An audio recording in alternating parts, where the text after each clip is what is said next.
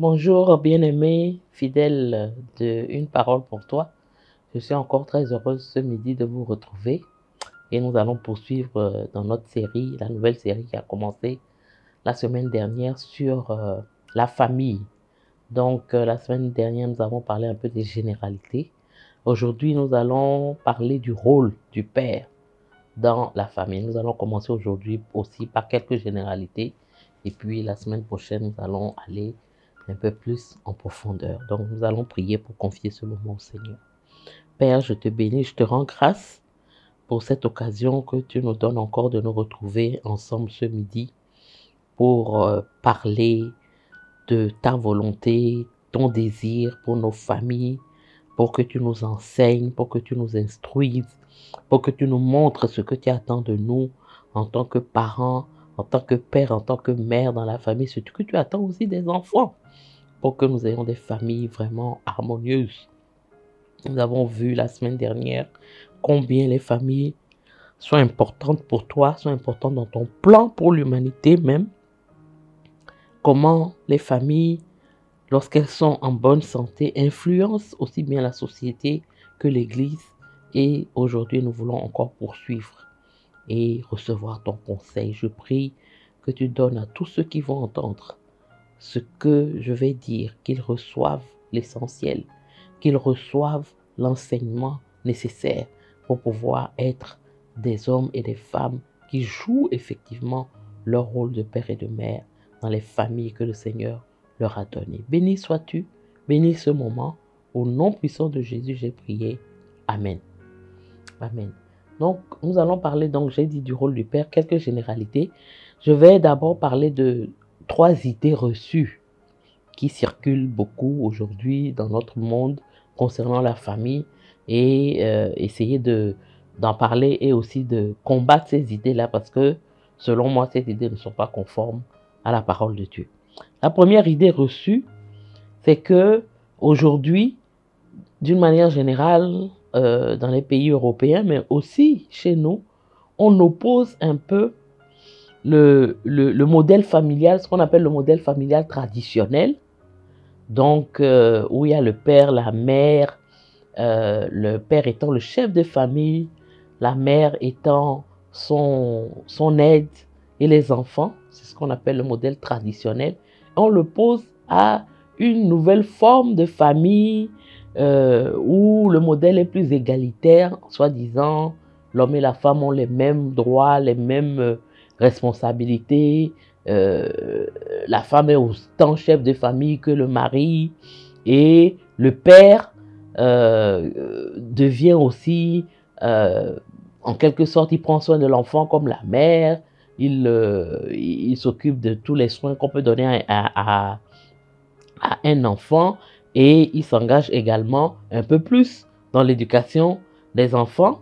Il est plus présent dans la vie des enfants et vous voyez que le modèle, l'opposition entre le modèle, dans le modèle traditionnel, selon ce que le monde en pense, c'est un modèle un peu archaïque où le père, c'est vrai qu'on reconnaît qu'il a l'autorité, qu'il est le chef de famille, mais c'est un père qui ne s'investit pas dans sa famille. Lui, à la limite, tout ce qu'il fait, c'est gagner de l'argent, amener l'argent pour voir aux besoins de la famille, mais c'est tout. Il ne fait rien d'autre que pour voir aux besoins de la famille. Et donc, on oppose ce modèle traditionnel à un modèle soi-disant plus moderne et on considère que c'est un progrès. Pourquoi je dis que c'est une idée reçue? Parce que cette idée n'est pas conforme, pour nous les chrétiens, n'est pas conforme à la pensée de Dieu et à la parole de Dieu. Parce que c'est vrai que dans la parole de Dieu, c'est clair que c'est le mari qui est le chef de la famille. Le mari est le chef de la famille. Dieu lui a donné cette autorité. Dieu lui a délégué cette autorité dans sa famille pour être le chef de sa famille.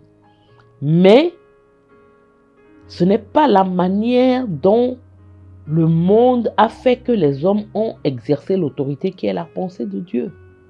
Dieu veut que l'homme exerce cette autorité qu'il lui a donnée sur sa famille, donc sur sa femme et sur ses enfants au bénéfice de la famille. Ce n'est pas la pensée de Dieu que l'homme ne fasse que ramener de l'argent et ne fasse rien d'autre. Donc ce modèle traditionnel, ce n'est pas un modèle chrétien.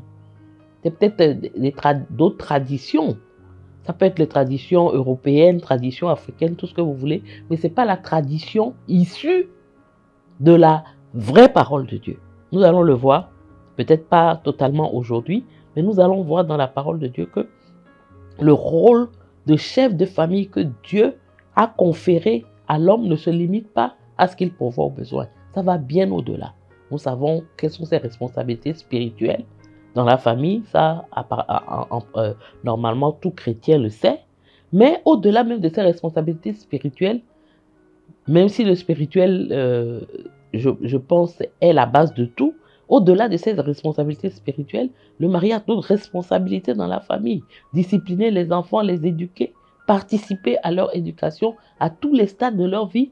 Je pense que c'est ça la parole, la pensée de Dieu. Ce n'est pas comme on le pense avant, dans la tradition. Donc quelque part, quand on dit ça, on pense aussi que c'est l'Église ou bien le christianisme qui a établi ce modèle de famille traditionnelle où le père, il y a différence entre avoir l'autorité et être autoritaire.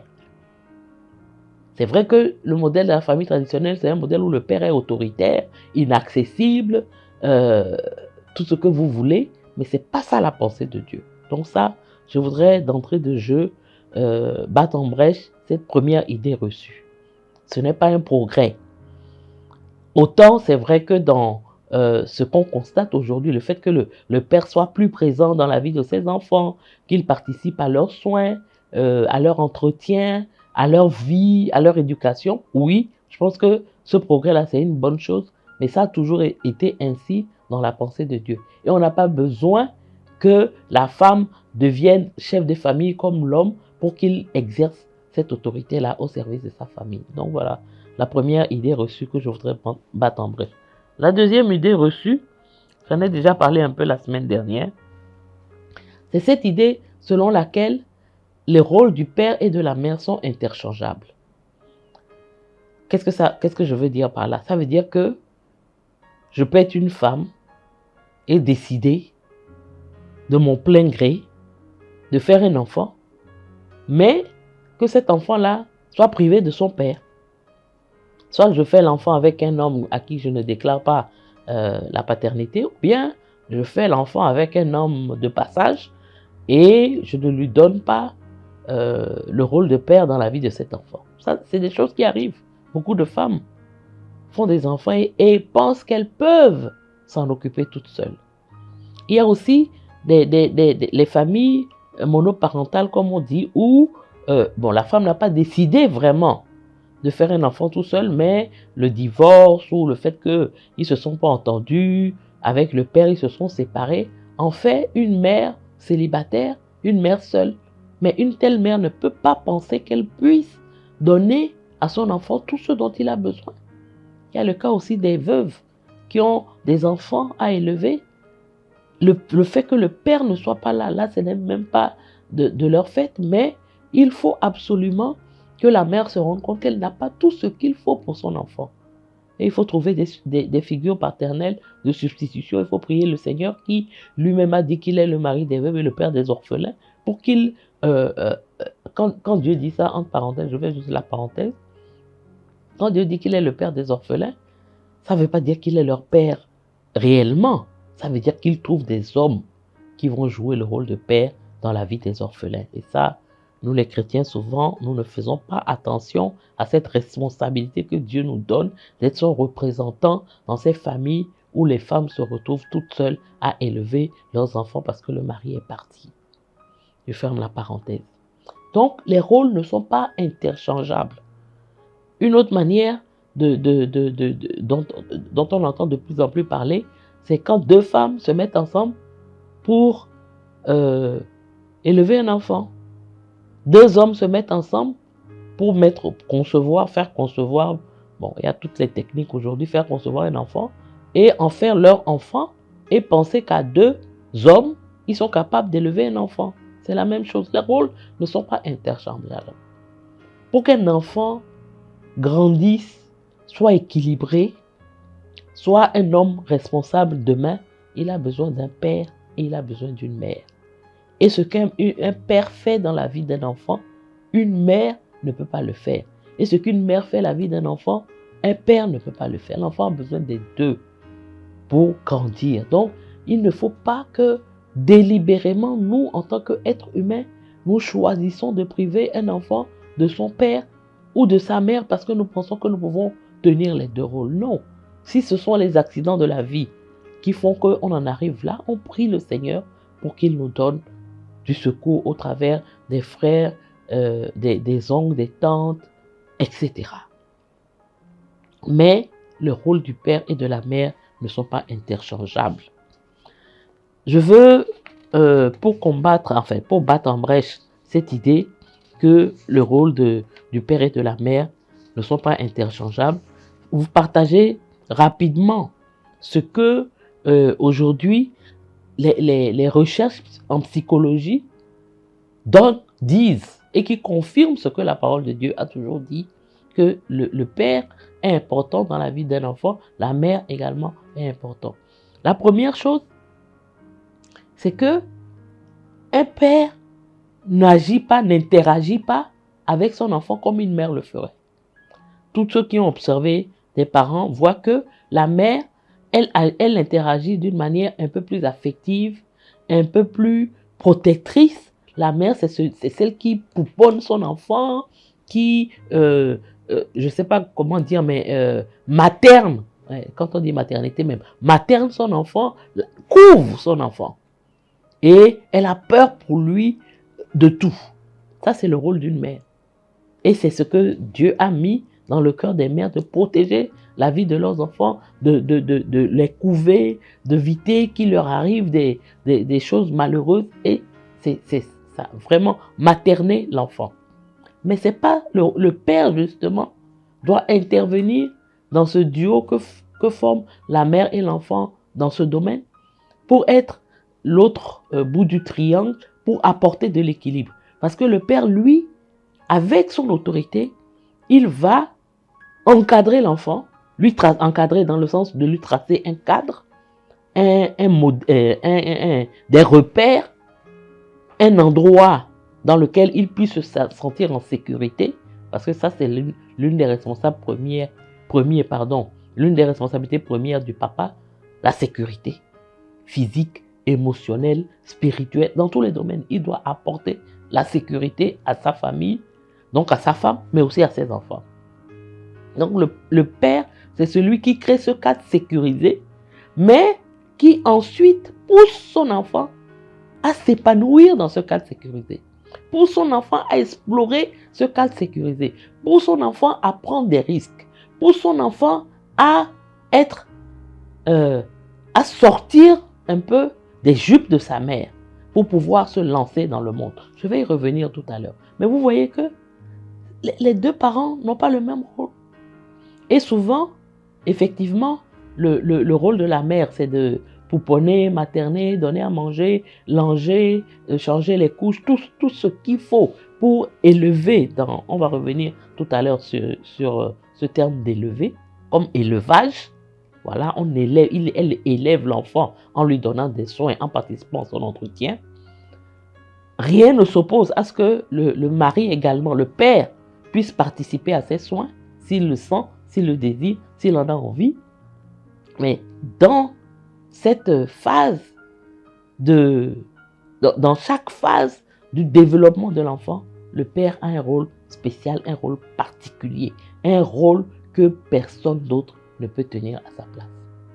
Donc c'est important de combattre cette idée reçue selon laquelle les rôles sont interchangeables. Je vais y revenir tout à l'heure quand je vais parler un peu de ce que la Bible dit du rôle du père. Troisième idée reçue, c'est celle selon laquelle, et ça c'est une idée qui est répandue beaucoup chez nous en Afrique, même si dans les pays européens aussi on peut retrouver ça, c'est l'idée selon laquelle c'est la mère qui s'occupe de l'enfant jusqu'à un certain âge. Et cet âge est différent selon les sociétés. Mais le père est quasiment absent pendant les premières années de l'enfant. C'est la mère qui s'en occupe. Il est bon, dans des sociétés encore plus traditionnelles, ce n'est pas la mère seulement, mais c'est les femmes de la famille qui s'occupent de l'enfant. Le père ou les hommes de la famille n'interviennent pas dans l'éducation des enfants avant un certain âge. Or, justement, aujourd'hui, la psychologie nous a montré que dès le plus bas âge, le père a un rôle pour aider l'enfant à se construire. Et ce qu'on fait habituellement, en gardant l'enfant dans le giron de sa mère, jusqu'à peut-être, dans certains cas même, c'est vers l'adolescence que le père intervient. Ce n'est pas bon. Parce que, à 10 ans, on peut dire que tout est déjà joué. Qu'est-ce que le père va venir faire encore? Il n'a pas participé à la construction de l'enfant. Alors qu'à 10 ans, l'enfant est déjà construit. À 7-8 ans, l'enfant est déjà construit. Les études psychologiques disent que, bon, il y a certains qui contextent, mais en général, déjà à l'âge de 5 ans, les dés sont déjà jetés. Et si on n'a pas su apporter à l'enfant ce qu'il fallait pour qu'il se construise correctement avant 5 ans, après, les choses sont plus difficiles. Donc, cette idée reçue, on doit l'abandonner. Je vous donne rapidement ce que un père, comment un père intervient dans la vie d'un enfant aux différents âges. Déjà, aujourd'hui, il y a beaucoup d'études qui le montrent. Dès le ventre de la mère, le père peut interagir avec son enfant. La vie du fœtus est une vie réelle. Et il y a beaucoup d'enfants qui sont traumatisés déjà dans le ventre de leur mère parce qu'ils vivent ce que leur maman vit. Donc le fait d'avoir déjà même un père qui assiste la maman pendant sa grossesse, qui est là présent avec la maman, l'enfant le ressent. Et aussi l'enfant, lorsqu'il entend son père parler, lorsqu'il entend son père agir, il a déjà établi une connexion, il reconnaît sa voix. Il sait qu'à côté de sa maman qui le porte, il y a une autre personne. Et ça, c'est important. Déjà à ce niveau-là, le mari ou le père peut déjà établir une relation avec son enfant. À la naissance, comme je le disais, dans la famille traditionnelle que beaucoup d'entre nous avons vécu, le père ne touche pas le bébé. Le père est loin du bébé. Parfois même quand il le veut, la femme ne lui en donne pas l'occasion.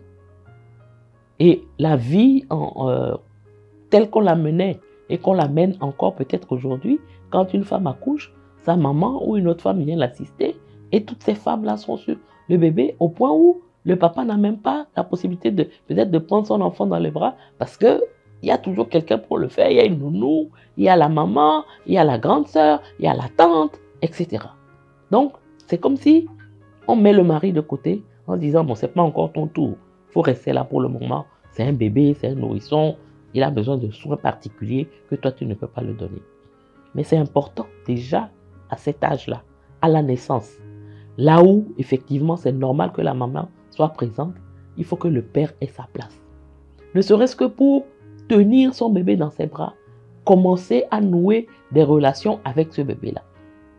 Parce que c'est ça qui va conditionner la manière dont il va pouvoir intervenir dans sa vie quand il sera grand. Si l'enfant déjà voit son papa comme un étranger, comme quelqu'un qui est là, qui ne le prend jamais dans ses bras, qui ne rit pas avec lui, qui ne joue pas avec lui. L'enfant déjà, vous voyez que, comme on dit, les dés sont déjà pipés. Et même à la naissance, où le rôle de la maman est prépondérant, le père doit occuper sa place en nouant des liens avec son bébé, en nouant des liens d'attachement, rien que le fait de porter le bébé, de lui faire des bisous, de lui faire des câlins, de le coucher. Voilà, c'est des gestes, des petits gestes quotidiens que le papa doit faire pour pouvoir montrer à son bébé qu'il a de l'affection, de l'amour pour lui. Ensuite, quand l'enfant devient un peu plus grand, il sort de l'étape de nourrisson, le père, comme je l'ai dit et je le redis, il doit offrir un cadre, un espace sécurisé pour aider son enfant à se développer, aussi bien physiquement, socialement, émotionnellement, spirituellement. C'est ça le rôle du père. Offrir un cadre. C'est très important. Vous savez, dans le sillage de mai 68 en Europe, dans les pays occidentaux, les parents, on a commencé à dire non, il ne faut pas brimer les enfants, il faut les laisser s'exprimer, il ne faut pas fixer de normes trop rigides, il faut laisser l'enfant évoluer normalement sans lui mettre un carcan dans lequel on va l'enfermer. Mais vous savez ce qui s'est passé en réalité? C'est que les enfants qui ont été élevés comme ça, eux-mêmes, quand ils sont devenus adultes, ils sont revenus à fixer des cadres pour leurs enfants parce que, en réalité, lorsqu'un enfant n'a pas de repère, lorsqu'un enfant n'a pas de cadre, il ne peut pas se développer normalement. Il ne peut pas se lancer. Il ne sait pas jusqu'où il peut. Un enfant a besoin de limites. Et ça, c'est clair. La parole de Dieu est claire là-dessus. Et c'est le rôle du père de tracer ses limites. Et c'est lorsque les limites sont bien tracées que l'enfant sait jusqu'où il peut aller. C'est là qu'il peut développer, se construire et explorer tout l'espace qu'on lui a défini, dans lequel il peut évoluer. Mais quand il n'y a pas de cadre défini, il ne sait pas comment faire. Il ne se sent pas en sécurité parce qu'il ne sait pas, contrairement à ce qu'on pourrait penser, le fait de ne pas avoir de limites insécurise l'enfant. Ça ne le met pas en sécurité. Donc c'est une grave erreur que de dire on va donner la liberté. Parce qu'aujourd'hui, c'est des choses qui reviennent. On ne doit pas frapper un enfant, on ne doit pas le discipliner, on ne doit pas faire ci, mais c'est le rôle du père de fixer les repères. On n'a pas dit de maltraiter les enfants, on n'a pas dit, on reviendra là-dessus. La Bible ne dit pas ça, mais fixer des repères. C'est le père qui est la boussole morale de l'enfant. Et plus, justement, il établit un lien d'amour avec l'enfant pendant que l'enfant est petit, et mieux il peut être cette boussole morale pour les enfants. Nous allons revenir là-dessus tout à l'heure, en lisant la parole de Dieu. Mais, quand le papa a réussi justement à nouer des liens d'amour, d'attachement avec son enfant, son rôle d'éducateur, son rôle de boussole morale sera plus facile parce qu'il a déjà noué cette relation, que l'enfant lui fait confiance. L'enfant sait que mon père est là pour moi, il s'investit en moi, il me donne du temps, il me donne de l'amour. Il est plus facile par rapport à ce type d'enfant de l'éduquer, de le corriger, de l'instruire comme dit la parole de Dieu.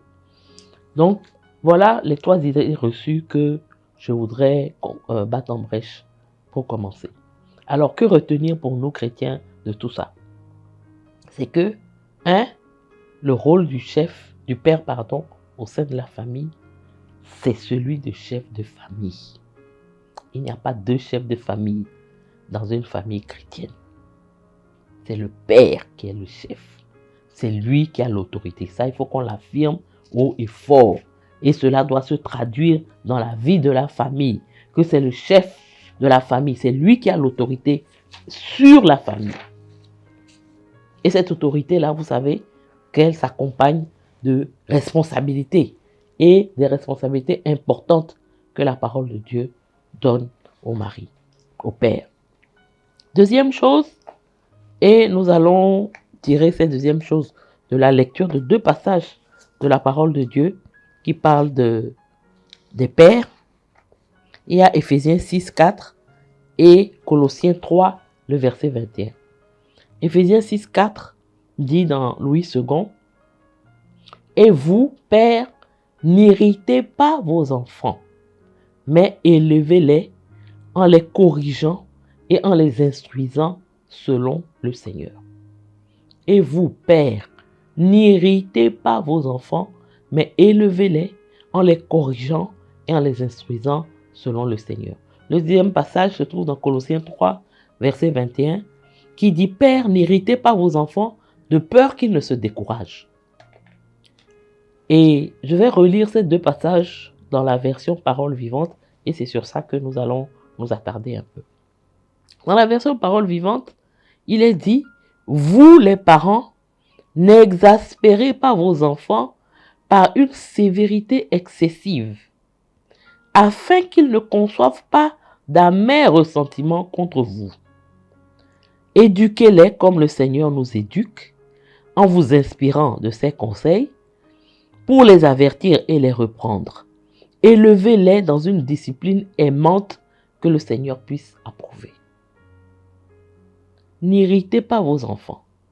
N'irritez pas vos enfants, c'est ça qui est traduit par n'exaspérez pas vos enfants par une sévérité excessive afin qu'ils ne conçoivent pas d'amers ressentiments contre vous. La Bible est d'accord pour que le père, le papa, discipline ses enfants. Mais la Bible dit de ne pas les irriter. Que cette discipline-là ne vienne pas à faire quoi? Deux choses, les irriter. Que cette discipline-là ne vienne pas à les irriter. Mais cette irritation va conduire à deux choses. La rébellion, ce qui est dit dans Éphésiens 6, ou le découragement, comme il est dit dans Colossiens 3. La sévérité excessive n'est pas une recommandation de la parole de Dieu. La Bible dit, Père, éduquez vos enfants comme Dieu vous éduque. Ça veut dire quoi? En tant que père chrétien, ton modèle, ça doit être le Dieu le Père. Comment Dieu le Père t'éduque toi? C'est important. Comment Dieu le Père t'éduque toi? Est-ce qu'il fait preuve de sévérité excessive? Est-ce que les actes qu'il pose vis-à-vis de toi t'amènent à avoir des sentiments amers, des ressentiments contre Dieu? Non. Et c'est ce à quoi les pères doivent faire attention. Nous devons éduquer, les pères doivent éduquer leurs enfants comme le Seigneur les éduque. Ils doivent s'inspirer des conseils du Seigneur. Ils doivent les avertir, les reprendre. Ils doivent faire preuve de discipline, mais la parole vivante dit une discipline aimante que le Seigneur puisse approuver. C'est ce qui est dit dans la version Louis II, selon le Seigneur. Tu dois éduquer ton enfant selon le Seigneur. Selon le Seigneur, ça veut dire quoi? Comme Dieu t'éduque. D'une manière que Dieu peut approuver en tant que père. Est-ce que le Père Céleste approuve toi en tant que papa? Est-ce que tu as comme modèle ce Père Céleste?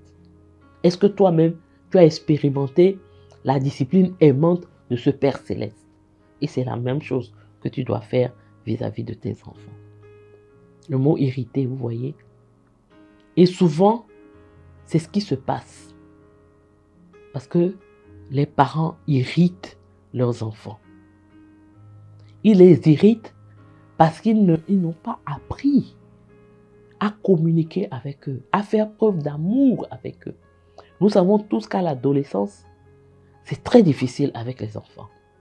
Surtout les garçons avec leur père. Mais un père qui a su, avant l'adolescence, établir une relation d'amour, d'amitié avec ses enfants a plus de chances de pouvoir encore influencer leur vie à l'adolescence qu'un père qui a été absent, qui lui, il est pourvoyeur, c'est vrai, la plupart du temps. Il amène l'argent, il paye la scolarité, il paye les habits, il pourvoit aux besoins, mais c'est tout ce qu'il fait. Et c'est quand l'enfant a 10 ans maintenant, 12 ans, 15 ans, en pleine adolescence, on va dire, bon, papa, il faut parler à ton enfant, il faut parler à ton fils, il faut parler à ta fille. Il va venir asseoir le fils ou la fille pour lui dire, tu sais, dans la vie, voilà, il faut faire attention, si c'est la fille, on va lui dire, méfie-toi des garçons, si c'est le garçon, on va dire, méfie-toi des mauvaises compagnies, etc. On va lui donner des conseils. Mais si aucune relation n'a été établie avec cet enfant avant cet âge-là, vous pensez qu'il va vous écouter? Non. C'est pour ça que c'est important d'investir dans la vie de vos enfants, papa, quand ils sont encore bébés, quand ils ont 5 ans, quand ils ont 6 ans, quand ils ont 7 ans, là, vous avez la possibilité, l'enfant à ce moment-là peut s'attacher à vous, peut vous considérer comme quelqu'un de fiable, quelqu'un de digne de confiance, quelqu'un qu'il doit suivre, un modèle. Mais s'il n'y a pas cette communication, cette relation, ce modèle-là n'existera pas. Et ce sera difficile de pouvoir les éduquer. L'irritation des pères, c'est quoi? C'est le fait d'être quelqu'un qui manifeste beaucoup de colère, de l'injustice. Même l'indifférence peut irriter un enfant. un père qui n'est jamais là. Ou bien il n'est là que pour venir frapper. Il n'est là que pour venir faire preuve d'une discipline excessive. Un tel enfant, un tel père n'aura que des enfants qui sont irrités. La Bible emploie le mot irrité, mais cette irritation produit des blessures profondes. Et aujourd'hui, beaucoup d'études psychologiques le montrent. Je raconte toujours cette histoire que j'ai lue quelque part, je crois que c'est T.D. Jakes qui a partagé ça, et qui m'a frappé.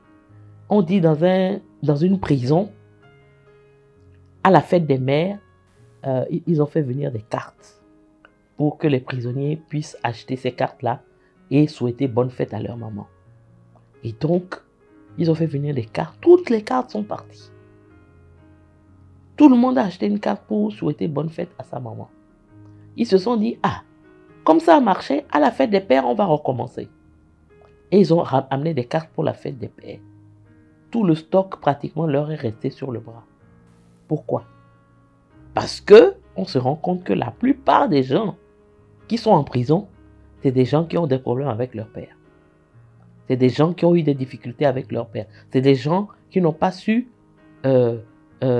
nouer une véritable communication avec leur père. Donc, il va souhaiter bonne fête à qui? Vous voyez? Donc, c'est ça qui doit pousser le papa dès le début, comme je l'ai dit, ne pas attendre que l'enfant grandisse avant de commencer à s'intéresser à lui. Dès l'enfance, dès le ventre de la mère, la communication doit s'établir. L'amour doit naître. Et cette communication, lorsqu'elle s'établit, lorsqu'elle se maintient tout au long des jeunes années, à l'adolescence, quand les choses deviennent plus difficiles, il sera plus facile au père de pouvoir continuer à instruire et à éduquer son enfant. Ici, il y a deux mots, excusez-moi, deux mots qui sont employés. Le mot éduquer et le mot élever. Alors, est-ce qu'il y a une différence entre les deux? Oui, il y a une petite différence. Élever, c'est l'accompagnement au bon développement physique. C'est comme le terme élever, c'est élevage. Mais aussi, élever aussi, c'est dans le sens où on l'emploie, Dieu m'a élevé. Le père doit prendre l'enfant à un niveau bas et l'amener à un niveau haut. Il doit l'élever. Il doit l'élever physiquement, mais il doit aussi l'élever, le faire grandir. Donc là, il a certaines choses à faire pour pouvoir accompagner le bon développement physique de l'enfant. Le prendre à un niveau bas et l'amener à un niveau plus élevé. Mais éduquer vient d'un mot latin qui veut dire ex ducere, qui veut dire conduire dehors. Vous voyez que là, le père a un rôle particulier dans l'éducation des enfants. La mère également. Mais le rôle du père, c'est d'apprendre l'enfant à être conduit dehors. La mère a tendance à garder l'enfant à la maison. La mère s'occupe de l'enfant à la maison. La mère protège l'enfant à la maison. Mais le père a la responsabilité de conduire l'enfant dehors, dans la société, pour qu'il devienne un homme responsable. Et c'est ça l'éducation. Il doit, c'est ce qui se passe chez les oiseaux, à un moment, l'oiseau doit quitter le nid. Et le rôle du père, c'est de préparer l'enfant à quitter le nid et à devenir quelqu'un de responsable. Il doit le former pour qu'il s'épanouisse, pour que sa personnalité, son potentiel, ce que Dieu a mis en lui, sorte dehors. Et c'est ça le rôle du père en matière d'éducation. Et éduquer, ici on dit éduquez-les comme le Seigneur nous éduque et pour les avertir et les reprendre. Le père a un rôle d'instructeur de son enfant, d'enseignant de son enfant. En général, la différence entre éduquer et enseigner, c'est que l'enseignement, l'instruction, on transfère des connaissances. Mais l'éducation va au-delà des connaissances, des savoirs, comme on dit. L'éducation, c'est transmettre en plus des savoirs. Donc, en plus de donner l'instruction, en plus de parler, il y a un savoir-faire, un savoir-être qui est transmis par le Père. Mais là, ce n'est plus une question de connaissance, c'est une question d'apprentissage pratique, de comment faire et comment se comporter dans la vie. Et c'est ça le rôle du Père. Comme je le dis souvent aujourd'hui, nous vivons dans une société où ce rôle d'éducateur que Dieu a donné au Père, il le délègue à beaucoup de gens. On le délègue à l'école, on le délègue à l'école du dimanche, on le délègue à des répétiteurs. Mais même si cette fonction-là est déléguée, c'est le Père qui est responsable de veiller à ce que tout se passe bien. Que ce que l'enfant apprend à l'école est conforme à lui, ses valeurs morales. Il doit être au-delà des codimes, lui-même le responsable de la formation spirituelle de son enfant. Il doit être le responsable de la formation scolaire de son enfant. Il doit être le responsable de la formation morale, émotionnelle de son enfant. C'est pour ça qu'il ne faut pas attendre. Un enfant de 3 ans, 2 ans déjà, il commence à parler, il commence à mentir, il commence à mal se comporter.